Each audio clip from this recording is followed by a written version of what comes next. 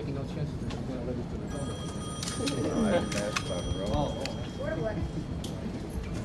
Hi, Jim.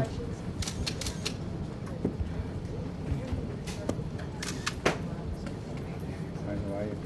Hi, Joe. Hi, how are you?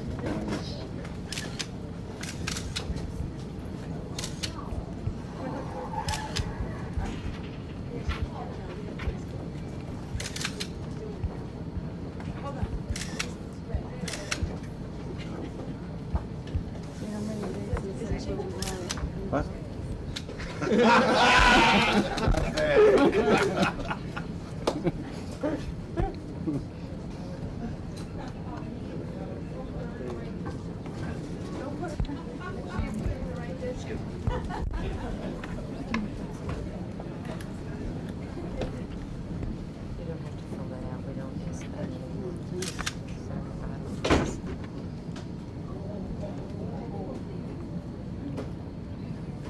Print it here, we're going to type on that. Did you raise one of the year? Tell them. Right here? Fine.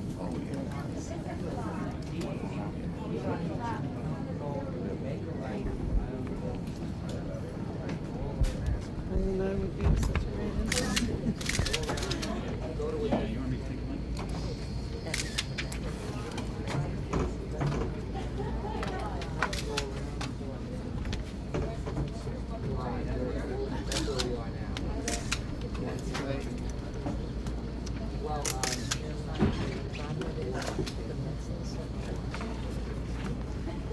Yeah, we work.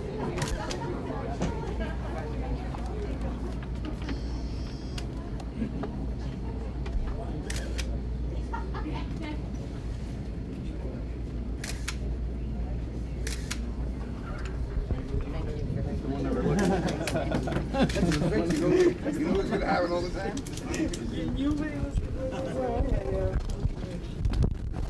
Oh, you kind of guessed, right? We thought about it a little bit. Yes. We're wondering, I know you're signing up to vote, but there have been very many rumors around the Capitol that you are, in fact, pushing too hard perhaps to run the state on behalf of your husband. You used the right word, rumors, and you should never pay attention to rumors. I'm as apolitical as a person could possibly be. Are you satisfied with Robert Morgado and the other aides your husband has, or would you like to see some changes in the administration? I think my husband has done a superb job of choosing the most capable, most experienced, and best people around. They're just wonderful, and I consider every one of them my friends. And again, may I emphasize the word rumors? And it does sell papers to start rumors, doesn't it? Oh, and that though, Mrs. Carey, were you, as reported though, responsible for having the governor seek to hire Michael Colopy? Absolutely not. You didn't forward his resume to the governor and suggest that he... As a matter of fact, if you want to find out the complete story and you're interested in that, we were at a function, and Mr. Aristotle, John Aristotle, I think is his name, came around and said hello to Governor Carey, and he said, I have a friend that is seeking a job. And Governor Carey said to him, please send me his resume. And that's how the resume got to Governor Carey. I have no idea whatsoever why Mr. Calapy put my name on it, because other than having met him once and said hello, I did not know Mr. Michael Calapy. You were an independent when you were registered out in Chicago, right? I'm a Democrat, and I'm going to vote independent Democrat. Okay, but I mean, you weren't registered in a party before. This is the first time, right? I'm a Democrat, and I'm going to vote independent Democrat. Mrs. Carey, did Mayor Corning tell you the Republican levers don't work in Albany? No, he didn't. That's just a rumor. But that's another rumor, I think. You've only been here 2 months, but have you decided on your choice for mayor in the fall election, for mayor of Oh, Albany? there's no question about it. Of course I have decided. The best mayor in the city. There's only one. There's only one, Mr. Corning. Your What about husband's for calling governor? him the best Mrs. governor Carey. or the best mayor in the United States. I agree with my husband. Mrs. Carey, would you describe how you see yourself influencing your husband, or what role, if any, you think you have in the administration, just to clear it up? Okay. No role in the administration whatsoever. As a matter of fact, I made that very clear before we were married. My husband has done and is doing a superb job. I don't think he needs me to influence him in how to run the state. Secondly, I wouldn't even assume to have that expertise. I am a corporate businesswoman, and that's where my expertise is. Every corporation in every state has one chairman of the board and one governor, and that is all it should have. Are you happy with the job the current administration, the current staff is doing? I can't evaluate that because he is the chairman of the board of this state. If he's happy, I'm happy. Do you think his true public image is coming across? Absolutely not. Will you, The problem is that people do not understand what a sensitive, loving, good person he is. He comes across as more of a, I think, a hard person, hard-line person. He's not. He is just the most sensitive human being I have ever met. Who's to blame for that failure in communication? Oh, I don't know. Or why do you think that he comes across in a manner that doesn't reflect his true nature? I don't know. I just haven't had time to, and I'm not an expert in public relations or in that will you take an active aspect. role in the next year's campaign for re-election? I will do whatever my husband directs me to do. I thought you told the Democratic State Committee the other night that you would be anxious and glad to. If I am invited and my husband approves it, I will do it. Yes. Thank you. Thank you.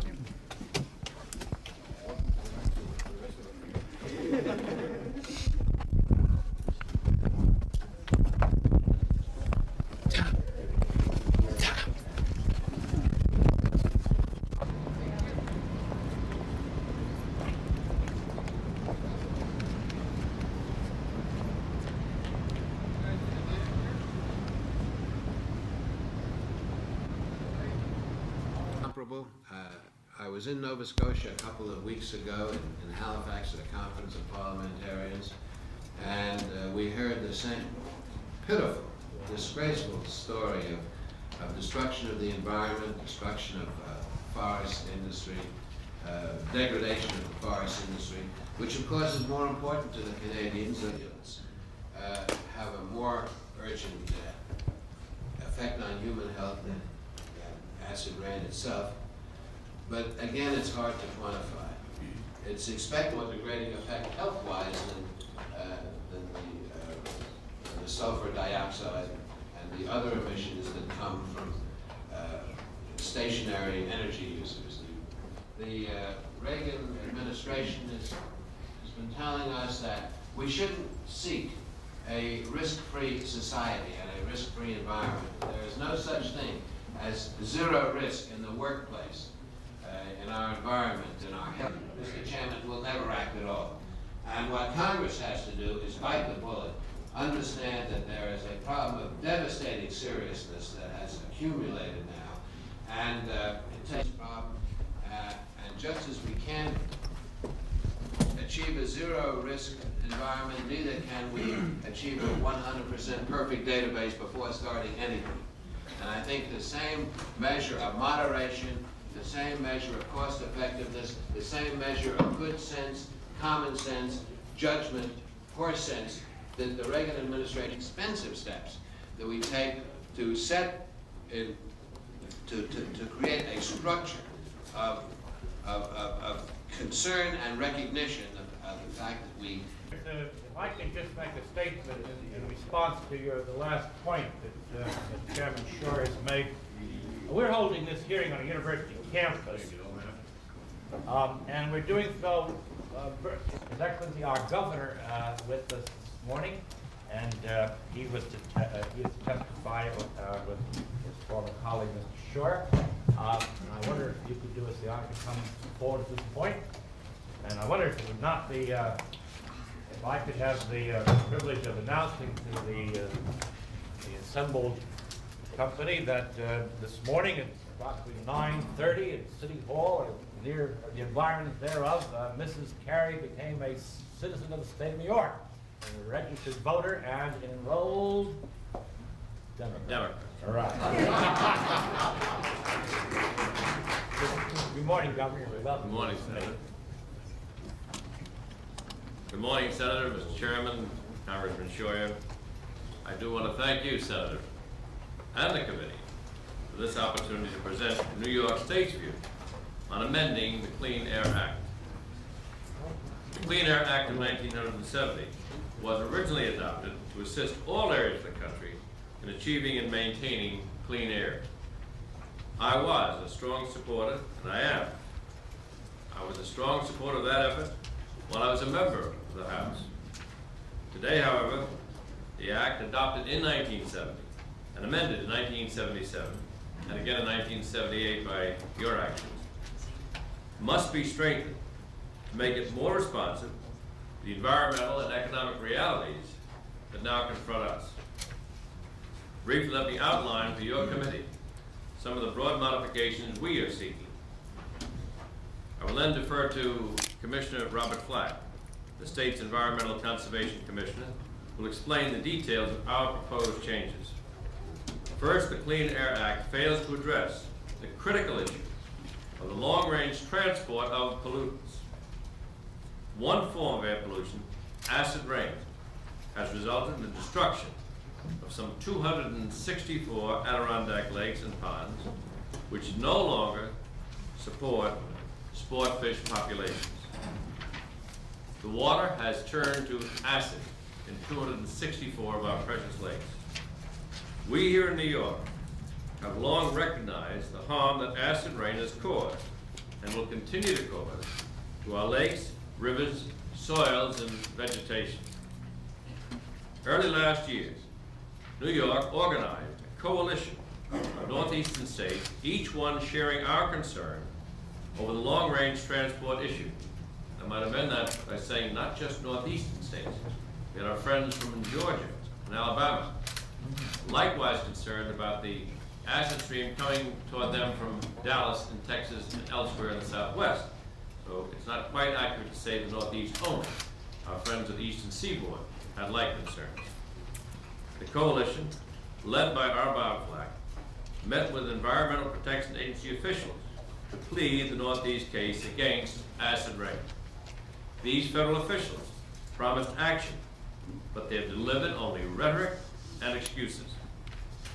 Now I am calling on governors from the Northeast and my friends from the Southeast, the Midwest, New England, and Mid-Atlantic states to meet and develop a comprehensive agenda of environmental issues that are of immediate concern to all of us. I hope to arrange that meeting this fall and invite you and your fellow committee members to join with us at this meeting. I might say that we had attempted to hold the meeting earlier, and we had a preliminary get-together the day following the Reagan inaugural of our Governor's Committee on this point, but intervening events, Congress, governors running to and fro to prevent the impact of the Reagan budget from assaulting their states enormously made that impossible. But we will be together in the fall.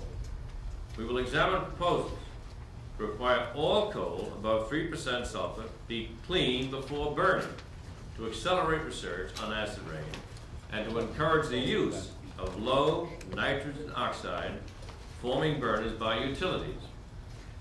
New York will continue to argue its case before committees such as your distinguished committee, in other public forums, and if necessary, through the courts. We are seeking equity and consistency in administration of the Clean Air Act. We believe that the Congress is the proper forum for addressing this issue. New York is also concerned with other aspects of the current act, which we believe must be modified. For example, we believe the act must be adopted to help us achieve our energy goals. Our continuing efforts to reduce reliance on costly foreign oil has sparked a unified effort to convert many of New York's oil-burning generating plants to coal-fired units. Yet, a host of administrative and bureaucratic roadblocks, primarily on the federal level, are creating unnecessary difficulties and delays and unnecessary costs. Both procedurally and substantially, the current act makes conversion to alternate energy sources, such as coal and wood, difficult if not impossible. Accordingly, the revision process should be changed to allow New York to revise its plan to protect air quality without being subjected to current time-consuming and costly and burdensome requirements for EPA approval. For example, the so-called, quote, prevention of significant deterioration, unquote, requirements have become a formidable deterrent to coal conversion as well as new construction in our state. And we need construction jobs in this area of the state, particularly at this time, Senator. The regulations are cumbersome, confusing, restrictive, and expensive. Moreover, delays in obtaining approval for new facilities have been excessive. Although New York State fully supports the concept of protecting wilderness areas and national parks, and indeed has been a leader in such efforts, excesses in the name of this protection have created many of the problems I have outlined here. Our position paper also outlines other important modifications which are critical to a fair and equitable administration of the federal law. These modifications call for a standard acting program which would be based on protections against adverse health effects, including public health risks and social and economic impacts. Federal enforcement only after adequate notice. Finally, I again want to take this opportunity to thank you, Senator Moynihan, other members of your committee, for coming to Albany, coming to New York, and listening to those who must deal on a day-to-day basis with these problems. We can, I believe, provide a safe and healthy environment for our citizens. Excellency, may I, at this point, put in the record the state position paper on the Clean Air Act? And let me ask you, thank you for your testimony, and report to you from Washington that at the very moment when we seem to be getting the hang of this kind of legislation, and we beginning to see it work and beginning to see some of the things that have to be done internationally, administration is coming along with a proposal to just take the whole legislative apparatus apart. Now, if we had, you as a governor can speak to the question in the name of returning power to the states. If we put an end to any national standards for coal use and emission, we put an end to any possibility of dealing with acid rain, don't we? Absolutely, because the origin is beyond the control of the state which is afflicted, and therefore we have to go to the referee. The referee is the federal government. Leave the states to each other, and we'll wind up in the courts, and it'll be useless litigation, endless litigation. Well, it couldn't be more succinctly stated. The governor of the greatest state of the Union and the second largest state, there is a role for the federal government. We are one country, and as a matter of fact, we're several countries, one continent. And if we can't set standards that we all abide by, we'll go back to that business of competing economically by degrading your environment. We used to do that by degrading your workforce, and now the same phenomenon is use cheaper, dirtier coal and dump it on somebody else's land or indeed country. When we were together in February, on the very day after the administration was inaugurated, there was a sense among the governors that we were getting somewhere. And we weren't seeking a villain. We weren't seeking a victim. What we tried to do was say that if we can wash the coal at the source and share the cost of the coal washing among all of us, then the clean coal coming to the burning site would have removed from it the acid contaminant. We'd all share that. That way West Virginia wouldn't have to blink a little bit because they want to sell coal to Illinois and Ohio. Illinois and Ohio wouldn't say, well, we don't want to pay the cost of cleaning ourselves, so we're going to go ahead and burn coal and precipitate acid upon you and your Canadian neighbors. And that's how simple it would seem to be. That can only be worked out by a compact among the states, supervised by the federal government, so we decide what the proportionate share is according to consumption of the cost of cleaning the coal. That's how I saw it working in February. We've lost ground since. And if the federal government dismantles this act, then those who burn coal will look only at the economic side of their states and say, we won't worry about the acid rain, that's your problem. Well,